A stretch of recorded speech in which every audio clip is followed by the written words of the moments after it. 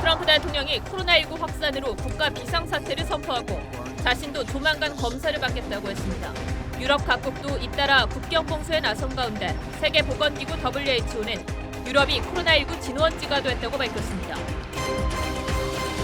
산후조리원에서 코로나19 첫 확진자가 나왔습니다. 서울 도봉구의 산후조리원에서 근무한 조리사가 확진 판정을 받았는데 신생아와 산모들은 검사 후 자가격리에 들어갔고 해당 건물은 폐쇄하기로 했습니다. 학교 내 집단 감염 우려로 교육당국이 23일로 예정된 개학을 추가 연기하는 방안을 검토하고 있습니다. 학사 일정에 차질이 불가피한데 언제까지 연기할 수 있는지 자세히 짚어봅니다. 미국 증시가 폭락 하루 만에 다시 급등했습니다. 시장의 불확실성이 이어지는 가운데 안전자산인 금값은 하락하고 환율은 오르고 있습니다.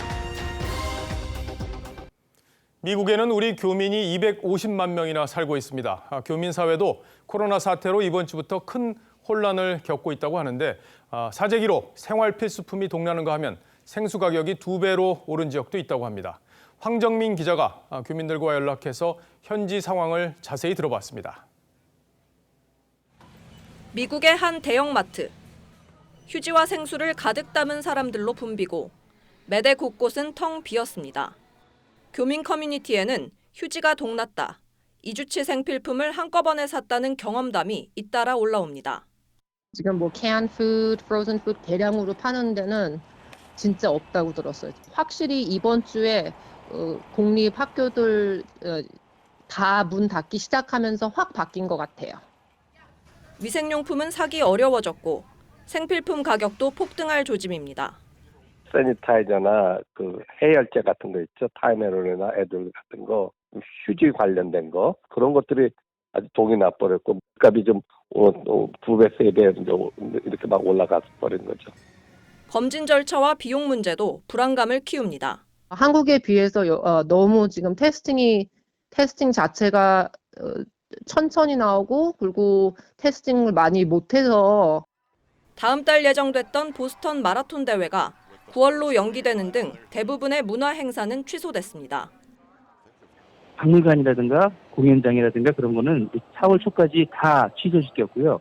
그리고 체육 경기도 취소됐고 어떻게 살아가야 될지 갑자기 오늘부터 확 좀 느껴지네요.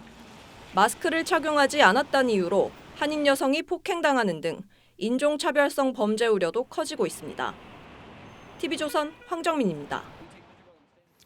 지금 코로나 사태가 가장 심각한 곳은 유럽입니다. 세계보건기구 WHO에서 이제 유럽이 진원지다 이런 말이 나올 정도로 바이러스가 빠르게 확산되고 있습니다. 아시는 대로 유럽은 하나의 국가처럼 자유롭게 이동할 수 있어서 통제가 더 어렵죠. 이제 각국은 비상사태를 선포하고 있고 덴마크는 아예 국경을 닫아버렸습니다. 이어서 김지아 기자가 보도합니다. 이탈리아에서 시작된 유럽의 코로나19 사태가 걷잡을 수 없이 커지고 있습니다. 이탈리아에서만 확진자 17,000여 명, 사망한 사람은 1,200명이 넘고 스페인에서는 확진자 4,300여 명, 사망자는 120명이 넘었습니다. 이제 유럽 대륙이 코로나19의 진원지란 발언이 세계보건기구 사무총장 입에서 나왔습니다. Europe has now become the epicenter of the pandemic, with more reported cases and deaths than the rest of the world combined, apart from China. 스페인은 오늘 국가 비상사태를 발령하고 군대를 포함한 모든 가용 수단을 총동원하기로 했습니다. Y no cabe descartar que en la próxima semana alcancemos desgraciadamente los más de 10.000 afectados. 불가리아, 체코, 에스토니아, 스위스 남부 지역도 비상사태에 돌입했고 덴마크는 오늘부터 한 달간 국경을 봉쇄합니다. 독일은 12개 주가 학교와 어린이집 휴교령을, 프랑스는 100명 이상 모이는 행사를 전면 금지했고 에펠탑과 루브르 박물관 등 일부 관광지에 대해선 무기한 폐쇄 조치했습니다. G7 정상들은 오는 16일 화상 정상회담을 통해 국제 공조와 충격 완화 방안을 논의할 예정입니다. TV조선 김자입니다. 이번 코로나 바이러스는 각국의 정상들까지 위협하고 있습니다. 포르투갈과 몽골의 대통령은 자가 격리된 상태고 캐나다 총리도 부인이 확진 판정을 받아 격리됐습니다. 그동안 검사를 받지 않겠다던 트럼프 대통령도 쏟아지는 의혹에 결국 검사를 받기로 했습니다. 감염 의혹을 사고 있는 각국 정상들의 오늘의 포커스를 마쳤습니다. 코로나19 국가 비상사태 선포를 위해 기자들 앞에 선 트럼프 대통령. 대통령도 검사를 받아야 하지 않겠느냐는 질문에 증상이 없다고 일축합니다. Well, I don't know that I had exposure, but I don't have any of the symptoms. 하지만 질문은 여기서 끝이 아닙니다. Are you being selfish by not getting tested and 당황한 트럼프 대통령은 말을 바꾸더니 Well, I didn't say I wasn't going to be tested. 끝내 백기를 듭니다. Most likely, yeah. Most When do you likely. think Not for that'll that reason, but because I think I will do it anyway. 지난 주말 트럼프 대통령이 만난 브라질 대통령 일행 중 한 사람이 확진 판정을 받았고 이 자리에 있었던 마이애미 시장도 확진이었죠. Feel any symptoms. I didn't think that I would be positive at all. And then today was sort of shocked to learn that I was. 미국뿐만이 아닙니다. 멜라니아가 특별한 호감을 표시했던 캐나다의 트리도 총리도 아내가 감염돼 자가 격리됐죠. This means that upon my doctor's recommendation, I will remain in self-isolation for 14 days. 포르투갈 대통령, 몽골 대통령도 모두 자가 격리 신세입니다. 정치권 밖에선 톰 행크스 부부와 NBA 스타 선수 등이 감염 사실을 알리면서 불안이 확산됐습니다. 자신만만하던 트럼프 대통령도 속으론 걱정하고 있었던 걸까요? 이틀 전 아일랜드 총리와는 인도식 합장으로 악수를 대신했죠. Feels impersonal or feels like you're being rude, but we just can't afford to think like that for the next few weeks. 코로나19 확산세, 각국 지도자의 리더십도 함께 도마에 오른 상황. 확진 판정을 받은 세계 1호 정상이란 오명을 피하고 확산세를 잡을 수 있을지.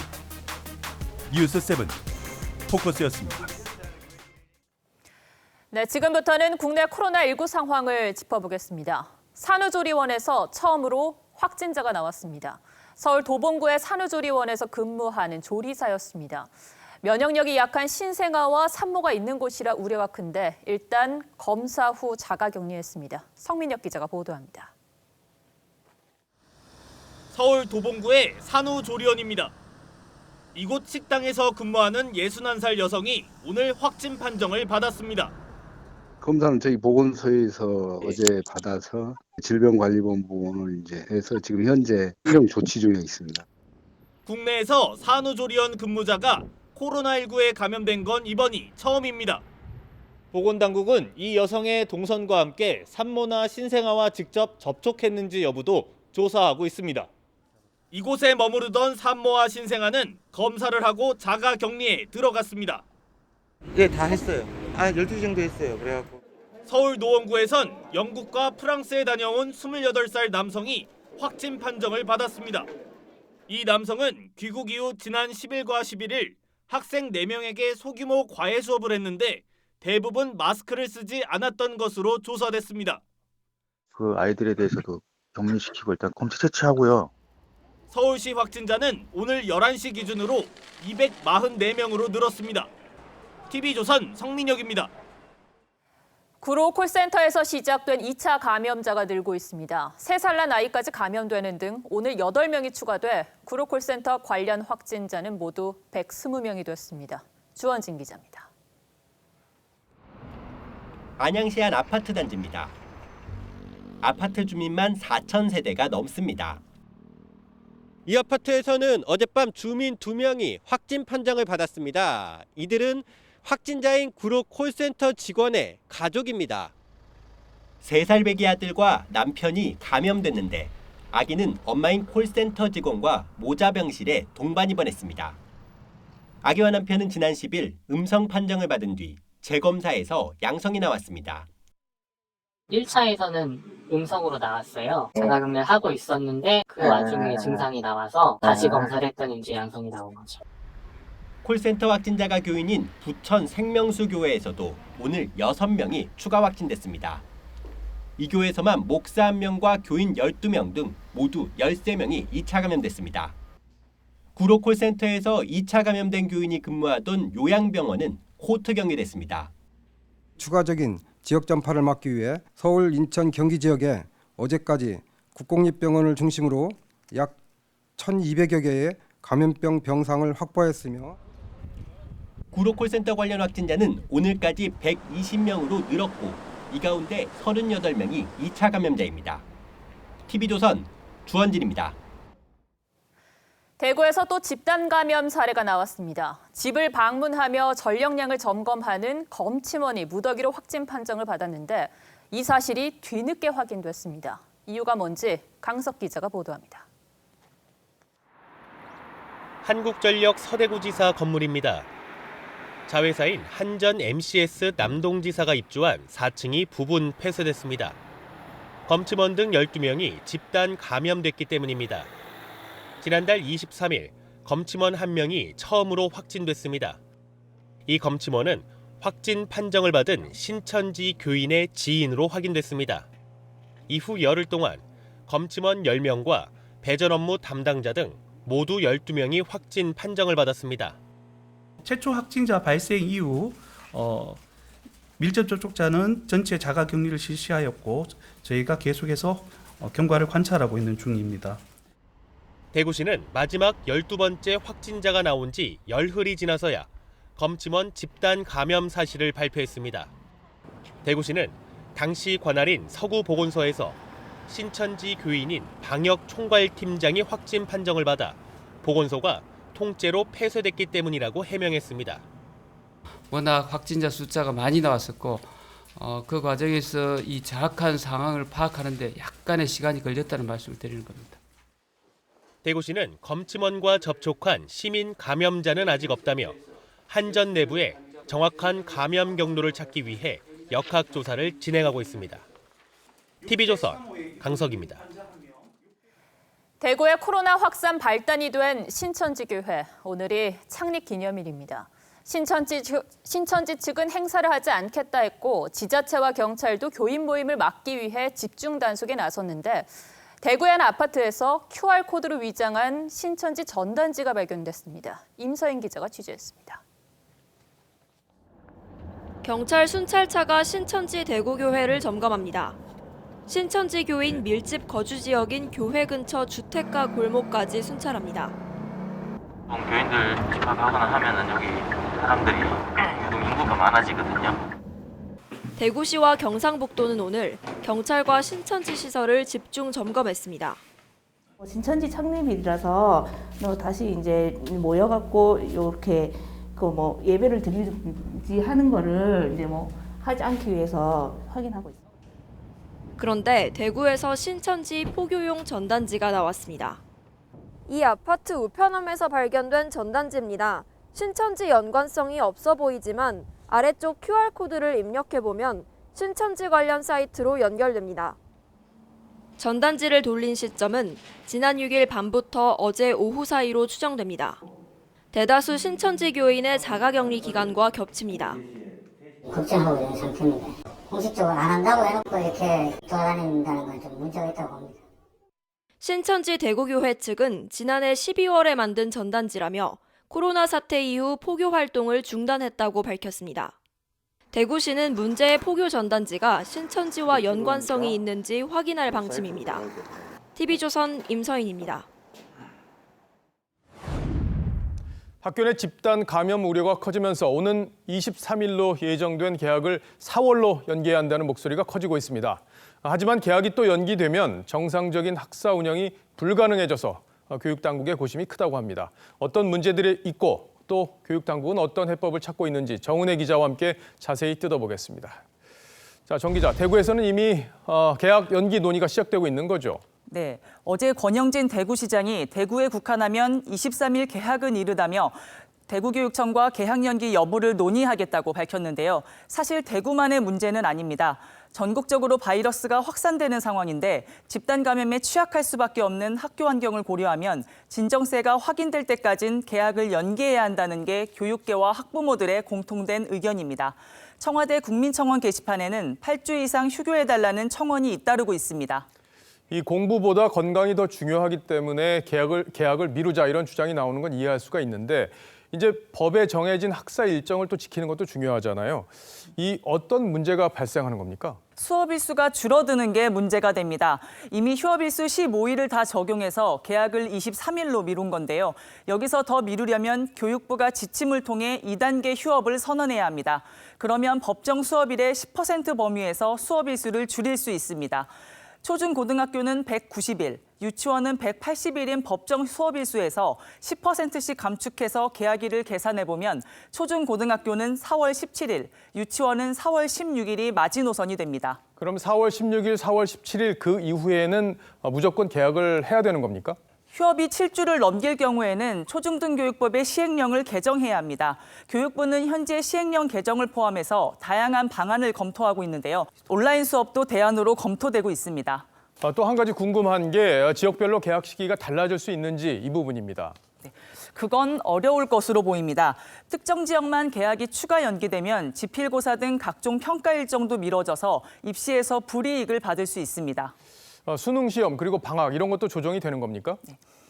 수능 일정에 대해선 아직 논의되고 있는 건 없습니다. 하지만 지금 같은 분위기라면 미뤄질 가능성이 크다고 교육계는 보고 있습니다.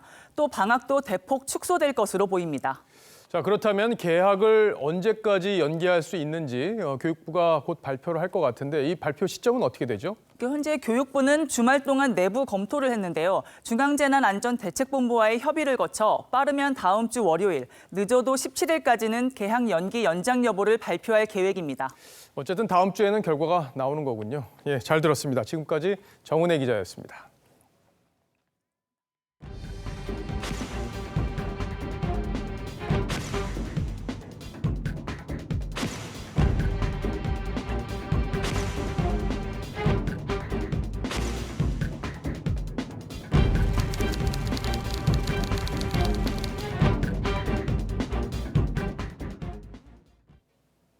어제 33년 만에 가장 큰 폭으로 하락한 뉴욕 증시가 밤사이 9%대 급등세를 보였습니다.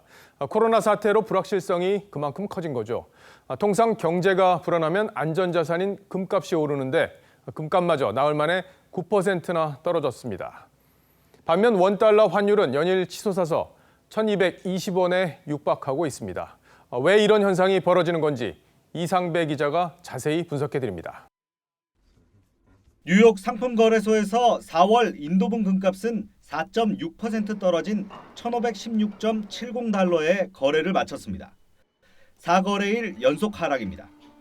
일주일 동안 9%가 떨어진 건 동일본 대지진이 있었던 2011년 9월 이후 처음입니다. 은 가격도 한 주 동안 16%대 하락세를 기록했습니다. 안전자산으로 분류되는 채권도 마찬가지입니다. 어제 국고채 금리는 1% 넘게 올랐습니다. 채권 금리와 반대로 움직이는 가격이 폭락했다는 의미입니다. 전문가들은 코로나19 공포감에 투자자들이 주식뿐 아니라 금과 채권 같은 안전자산까지도 내다 팔며 현금 확보에 나선 것으로 분석합니다. 이런 움직임은 외환시장에서 달러 수요 급증으로 이어져 환율은 달러당 1,220원 선까지 올랐습니다. 오로지 달러화만 수요가 있는 것 같아요. 그만큼 그 심리적 공황이 좀 크다고 보시면 될 것 같아요. 코로나19가 금융시장에 기록적인 충격파를 몰고 오면서 전례가 없는 일들이 속출하고 있습니다. TV조선 이상배입니다. 마스크 오브제 시행 이후 첫 주말입니다. 오늘도 약국 앞은 장사진을 이루었습니다. 평일에 근무하느라 시간이 없어서 돌아다녔지만 구하지 못해서 등등 마스크를 사지 못한 사람들이 줄을 섰습니다. 내일은 문을 여는 약국 수가 많이 줄어드니 참고하셔야겠습니다. 황병준 기자입니다. 서울 영등포구의 한 약국 앞입니다. 차가 다니는 도로까지 줄이 늘어섰습니다. 오랜 기다림을 예상이라도 한 듯 간이 의자까지 들고 나왔습니다. 일찍 나왔는데요. 한참 반 서 있을 수는 없을 것 같아요. 마스크 오브제 시행 이후 첫 주말인 오늘도 시민들은 약국 앞에 줄을 섰습니다. 바쁜 업무 때문에 평일에 살 수 없었던 사람들입니다. 화요일날 사야 되는데 화요일날 못 사고. 왜냐하면 우리 같은 경우는 무작정 줄 못 쓰잖아요. 24시간인데. 인테리어 일을 해서 아침에 이제 6시에 새벽같이 나가서 저녁에 한 집에 들어오면 8시, 9시다 보니까 약국이 다 닫아 있어서. 바쁜 시간을 쪼개봤지만 마스크를 구하지 못한 경우도 있습니다. 평일에 왔는데 마스크가 없어서 여기저기 다니다가 오늘도 벌써 2번째 약국입니다. 마스크 판매가 끝난 약국엔 일요일과 공휴일은 쉰다는 문구가 붙어 있습니다. 오늘 전국 약국에 공급된 마스크는 878만 6천 개입니다. 내일은 휴일 지킴이 약국 7,500곳에 158만여 개가 공급될 예정입니다. TV조선 황병준입니다. 코로나19 여파가 농촌에도 미치고 있습니다. 농촌 일을 돕던 외국인 계절 근로자들의 입국이 제한되면서 농촌 일손이 턱없이 부족해진 겁니다. 농민들은 한 해 농사를 망칠 위기입니다. 김승동 기자가 이야기를 들어봤습니다. 한 농민이 고추밭에 농약을 뿌립니다. 축구장 3개 넓이 고추밭에서 혼자 일합니다. 코로나19 여파로 외국인 계절 근로자들이 입국하지 못하기 때문입니다. 작년에는 3명이 와가지고 이제 철사 꼽는 것부터 시작해가지고 고추 심는 거, 그다음에 이제 부직포 덮는 거, 그다음에 이제 시기별로 이제 약 치는 거. 다음 달부터 고추 묘종을 옮겨 심지 못하면 한 해 농사까지 망칠 지경입니다. 한국 언제 와, 한국? 경북 영양군에서만 올해 130개 농가에서 외국인 계절 근로자 430여 명을 신청했습니다. 숙소도 마련해놨지만 언제 입국할지 알 수 없습니다. 저 엄청 걱정되죠. 왜냐하면은 베트남에서 오는 분들만 믿고, 저는 또 평소에 지병도 있고 해가지고. 강원도 딸기 농장도 사정은 마찬가지. 베트남인 근로자 4명이 이달 초 입국 예정이었지만 취소됐습니다. 심을 때 적기가 있고 수확할 적기가 있는데 적기에 파종부터 수확이 안 되니까.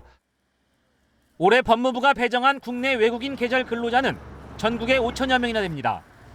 개별 초청 등으로 입국해 농촌에서 일하는 외국인이 계절 근로자보다 더 많은 점을 감안하면 농촌 일손 부족 현상은 더 심각할 전망입니다. TV조선 김승돈입니다. 접촉을 최대한 줄일 수 있는 드라이브스루가 코로나 검사 현장에 이어 회 판매장에도 들어섰습니다. 수요가 급감하면서 물고기가 폐사 위기에 놓이자 차에서 회를 사고 가격을 낮추는 등 스스로 살아남기 위한 대응책을 내놓은 겁니다. 이심철 기자입니다. 포항 호미곶 광장 앞 도로에 자동차가 길게 늘어섰습니다. 차 안에서 강도다리 회를 시식합니다. 한번 드셔보시고 맛있으시면 이 앞에서 유턴하셔가지고 돌아오셔서 차에서 내리지 않고 생선회를 살 수 있는 드라이브 스루 판매장입니다. 안녕하세요. 얼마예요? 저희 1kg에 한 세트에 2만 원. 1kg에 시가 6만 원인 강도다리회 판매 가격은 2만 원. 처음 준비한 500kg이 3시간 만에 매진됐고 추가로 들여온 300kg까지 오후 5시쯤 모두 팔렸습니다. 포항 지역의 연간 강도다리 판매량은 1,500톤이지만 지난달 이후 판매량은 지난해의 13% 수준에 그쳤습니다. 출하 시기에 닥친 코로나 여파로 물고기 폐사 우려가 높아지자 양식업계가 궁여지책으로 드라이브스루 회 판매장을 연 겁니다. 정체가 되면은 7, 8대면은 고소이나 적조 때 폐사 확률이 아주 높습니다. 이런 게 빨리 소비 촉진 운동을 활성화해서 포항시와 양식업계는 드라이브스루 생선의 판매 기간을 연장하는 방안을 검토하고 있습니다. TV조선 이심철입니다. 네, 지금부터는 정치권 뉴스를 살펴보겠습니다. 별도의 비례정당으로 가는 더불어민주당, 조금 전에 비례 순번을 확정했습니다. 미래통합당은 경선 결과를 발표했는데 현역 의원들이 대거 승리해서 본선행을 확정지었습니다. 정치부를 연결해서 방금 전 들어온 소식을 정리해보죠. 자, 조덕현 기자 자세히 전해주시죠. 네, 민주당은 오늘 오전 10시쯤부터 중앙위원회를 열고 비례대표 후보의 순번을 정하는 순위 투표를 진행했는데요. 오후 6시 투표를 마치고 결과를 발표했습니다. 민주당 비례대표 후보 1번에는 여성장애인 분야의 최혜영 강동대 교수가, 2번에는 외교안보 분야의 김병주 전 한미연합사 부사령관이 선정됐습니다. 3번에는 이수진 최고위원이, 김대중 전 대통령의 삼남 김홍걸 민화협 대표 상임의장은 4번 순위를 받았습니다. 민주당은 7번 정도까지를 당선 안정권으로 보고 있는데요. 인권위원회에 임명된 지 42일 만에 사퇴해 논란이 됐던 양정숙 전 인권위원도 안정권에 들었습니다. 후보자 가운데 일부는 다음 주 출범이 예상되는 비례연합정당에 파견됩니다. 앞서 민주당은 비례 후보 선정을 앞두고 특정 후보를 추천하는 문자 메시지가 유포돼 논란이 일었습니다. 또 일부 친문 지지층은 특정 후보들의 성향을 문제 삼으며 명단을 만들어 SNS에 올리기도 했습니다. 미래통합당은 경선 결과 12곳을 발표했습니다. 현역 의원들의 약진이 두드러졌습니다. 충남 홍성 예산에는 홍문표 의원이, 아산갑엔 이명수 의원, 충북 증평 진천 음성에는 경대수 의원 등 현역 의원 3명이 본선행을 확장지었습니다. 통합당 선거대책위원장에 거론되는 김종인 전 민주당 비상대책위 대표는 한 언론 인터뷰에서 통합당 공천관리위의 공천에 대해 더 이상 이야기하지 않겠다고 말해 사실상 선대위원장직을 수락하기로 한 것으로 보입니다. TV조선 조덕현입니다. 네, 이번 총선에서는 접전이 예상되는 격전지가 많습니다. 이들 지역의 투표 결과에 따라서 전체 총선 판세가 바뀌게 되는데 이태희 기자가 최근 발표된 여론조사들을 토대로 현재 분위기를 정리했습니다. 먼저 최대 격전지인 정치 1번지 서울 종로입니다. 이달 초 조사에서는 이낙연 후보가 49.6%, 황교안 후보가 27.7%로 제법 격차가 큽니다. 손학규 전 바른미래당 대표의 종로 출마 여부가 최대 변수인데요. 출마한다면 어느 쪽 표를 잠식할지가 최대 관심 포인트입니다. 서울 광진들은 조사마다 결과가 다를 정도로 접전입니다. 리얼미터 조사에선 고민정 후보가 46.1%, 오세훈 후보가 42%로 오차범위 아닙니다. 한국리서치 조사에선 역시 오차범위 내에서 순위가 바뀌었습니다. 경기 지역 민심은 어떨까요? 진보 성향이 강한 경기 고양 갑에서는 민주당 문명준 후보와 정의당 심상정 후보의 표가 갈리면서 진보 진영 민심이 나뉘었습니다. 통합당에서는 이경환 후보가 뛰고 있습니다. 비례정당 문제로 민주당과 정의당이 갈등하는 상황이 단일화의 변수가 될 수 있습니다. 경기 남양주 병은 조국 대전입니다. 조국 전 장관 시절 법무위원으로 활동한 김용민 후보와 조국 저격수였던 주광덕 후보 간의 오차범위 안에서 초박빙 양상입니다. 경기 수원 을에서는 공수처 설치 법안을 대표 발의했던 민주당 백혜련 후보가 41.2%, 공수처법 반대에 앞장섰던 통합당 정미경 후보가 38.4%입니다. 경기 용인 정에서는 판사 출신 이탄희 후보와 기업인 출신 김범수 후보가 각각 45.1%, 39%를 얻었습니다. 충북 보은, 옥천, 영동 괴산에서는 노무현 전 대통령의 사위 곽상원 후보가 38.7%, 지역 터줏대감 박덕흠 후보가 39.4%로 오차범위 내 접전입니다. 전남 목포에서는 민주당 김원희, 민생당 박지원, 정의당 윤소아 이렇게 진보 진영 세 후보가 경쟁하고 있습니다. TV조선 이태희입니다.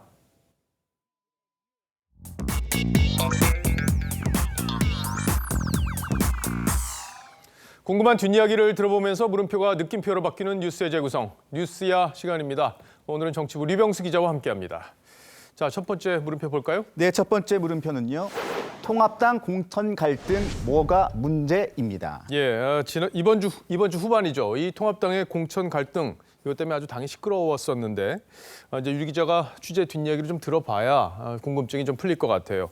이제 김영호 공관위원장이 전격 사퇴했어요. 결정적인 배경은 뭐였습니까? 네, 김 위원장이 초반에는 텃밭 지역에서 강력한 물갈이를 주도하면서 주목을 받았습니다. 하지만 여기에 다른 인물을 채워 넣는 과정에서 사천 논란이 불거졌고요. 강남 병에 공천한 김미균 대표가 친문 논란에 휘말리면서 감당하기 어려운 상황이 되자 스스로 결단을 한 겁니다.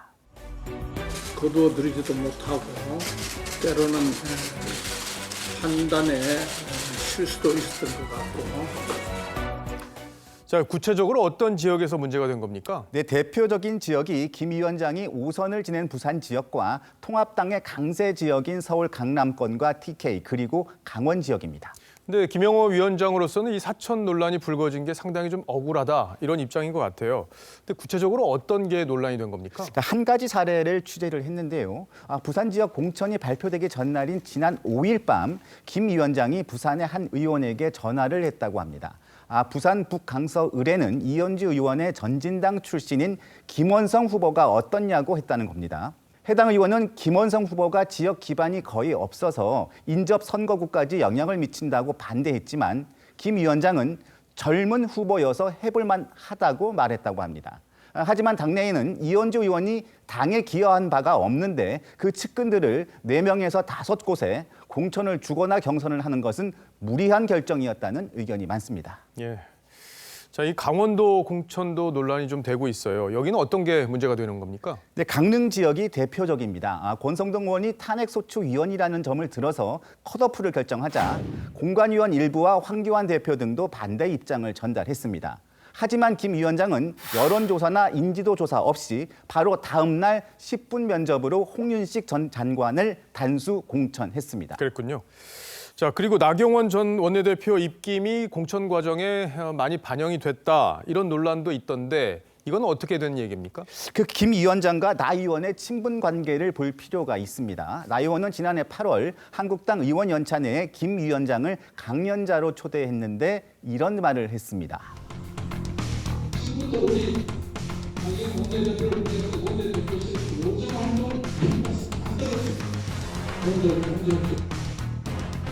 나 의원은 의원 성적표에 기타 원내대표들이 A, B, C로 평가한 것과 달리 개개인에 대한 장점과 단점을 상세하게 작성했다고 합니다. 특히 본인과 패스트트랙 전국을 함께한 원내 부대표와 정책위 의장단 의원들에 대한 평가를 후하게 줬다는 후문인데요. 수사 대상인 분들은 앞으로 공천 과정에서 가산점이 있을 것이다. 실제 컷오프가 거론됐던 원내 부대표 출신과 제가 통화를 해봤는데 면접 첫 질문에 김 위원장이 원내대표 평가를 보니 아주 훌륭한 의정 활동을 했다고 말해서 공천을 자신했다고 말했습니다. 이 의원을 비롯한 부대표단은 40%에 가까운 현역 물갈이 와중에도 대부분 살아남았습니다.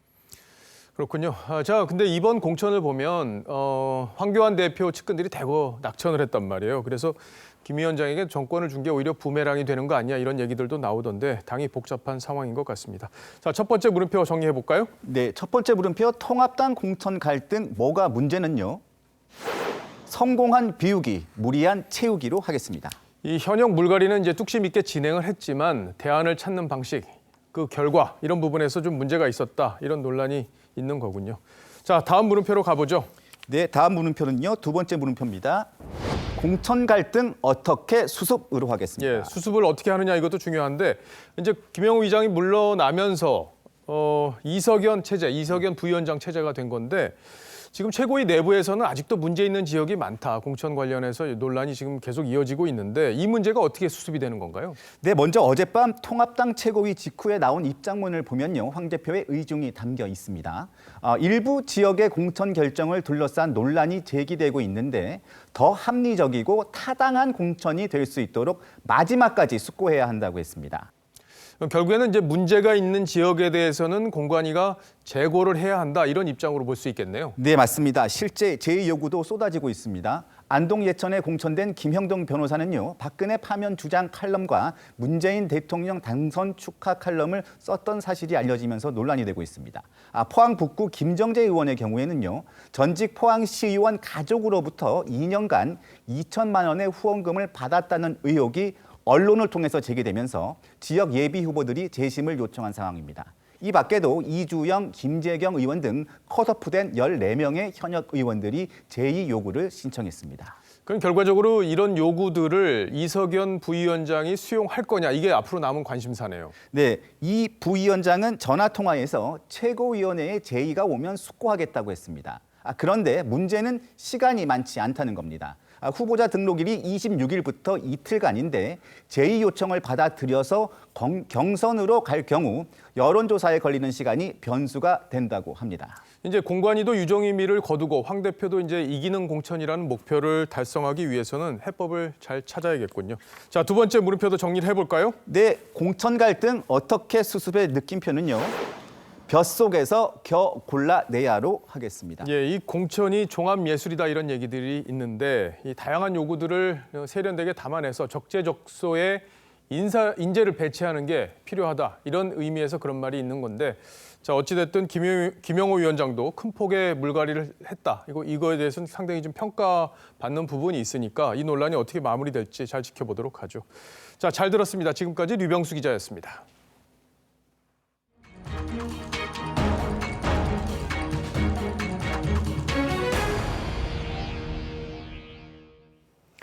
네, 오디션 프로그램 미스터트롯 우승자가 잠시 뒤 발표됩니다. 전례 없는 문자 폭주의 발표가 미뤄지는 상황까지 발생했는데 이 열풍의 이유를 최은정 기자가 정리했습니다. 지난 1월 초 첫 방송부터 12.7%의 시청률로 안방극장을 사로잡은 미스터트롯.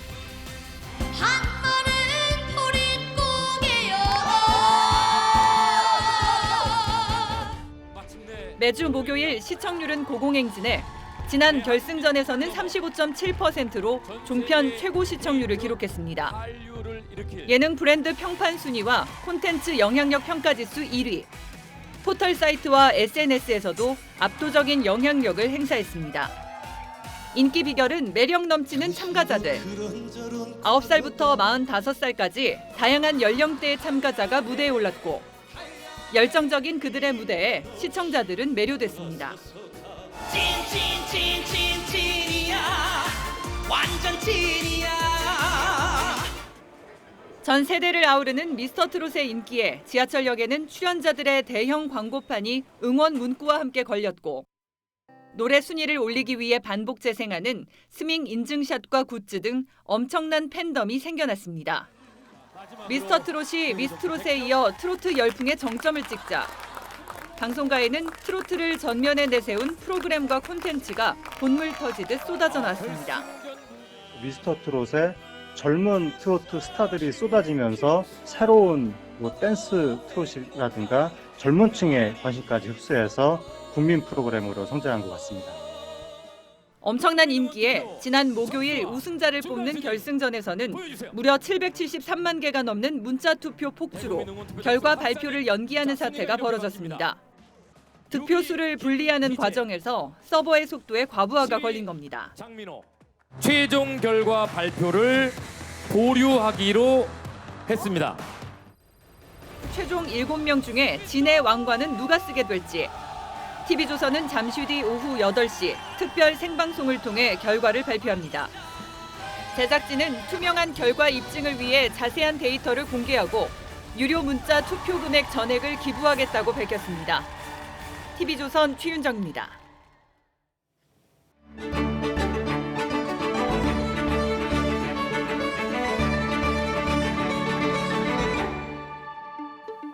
한나라 황제의 원제는 북방에 있는 흉노족과의 화친을 위해 여인 한 명을 보내야 했습니다. 초상화를 보고 가장 덜 예쁜 궁녀를 택했는데 그 사람이 중국의 4대 미인으로 꼽히는 왕수군이었습니다. 그림과 달리 예뻤던 왕수군을 어쩔 수 없이 보냈고 눈물로 떠나는 왕수군의 처지를 당나라의 한 시인이 이렇게 노래했습니다. 오랑캐 땅에는 꽃도 풀도 없어 봄이 와도 봄 같지가 않구나. 지금 우리의 현실이 출래불사춘이죠. 미세먼지와 황사 없는 봄철이 오랜만이건만 올해는 바이러스가 마스크를 씌웁니다. 길거리도 관광지도 황량하기만 합니다. 멈춰버린 일상이 실물 경제를 얼리면서 세계 증시도 파랗게 질렸습니다. 내일은 또 어떤 소식이 우리를 공포 속으로 밀어넣을지 암담하기만 합니다.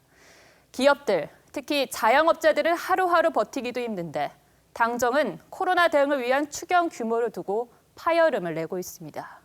추경 대책을 마련하면서 재정 적자나 국가 채무 수준에 대한 우려도 함께 깊이 고민했다는 말씀을 드립니다. 국가 부채 관리만을 목적으로 소극적인 재정 정책을 쓰는 것은 결코 안 된다는 걸 다시 한번 제가 강조해서 말씀을 드립니다. 여당이 해임까지 거론하며 증액을 압박하고 홍남기 경제부총리는 자리에 연연하지 않는다며 결기를 보이기도 했죠. 대통령까지 나섰지만 경제사령탑의 역할과 위상은 당정 갈등 과정에서 적지 않게 흔들렸습니다. 11조 원이 넘는 이번 추경은 정치적인 목적에 따라 좌우돼서는 안 될 겁니다. 코로나 사태로 여기저기서 무너지는 두개, 긴급 처방을 적기에 해야 그나마 회복할 기반을 지킬 수가 있습니다. 추경 증액과 쓰임새 여부만큼은 초당적인 대응이 절실합니다. 우리 삶과 경제는 유례없이 잔인한 봄을 맞고 있습니다. 봄이 왔는데도 봄의 소리가 그립습니다. 앵커가 고른 한마디는 출래불사춘이었습니다.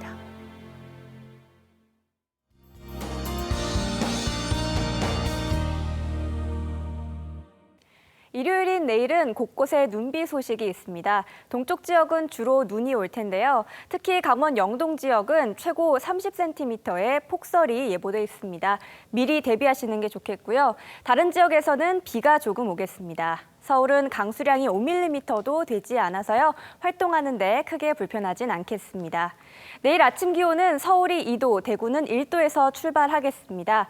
기온 자체는 오늘보다 높지만요. 바람이 강하게 불어서 여전히 춥겠습니다. 한낮 기온은 서울이 8도, 부산과 대구는 13도까지 오르면서 일교차가 크겠습니다. 다가오는 월요일에는 또다시 영하권의 추위가 찾아오겠습니다. 날씨였습니다. 잠시 뒤에는 3개월간 이어져온 미스터트롯의 대장정을 마무리하는 최종 결과가 발표됩니다. 자, 오연주 앵커, 네. 문자 투표했어요? 그럼요. 제 마음에 둥지를 튼 한 분에게 응원의 문자를 보냈습니다. 문자 폭주로 발표가 늦어졌지만 더 정확한 결과를 공개한다고 하니 기대해 보겠습니다. 저희도 누가 우승할지 궁금한데 뉴스 마치자마자 분장 지우고 생방송을 시청하려고 합니다. 네, 같이 보시죠. 그럼 저희는 여기서 인사드리겠습니다. 시청해 주셔서 고맙습니다.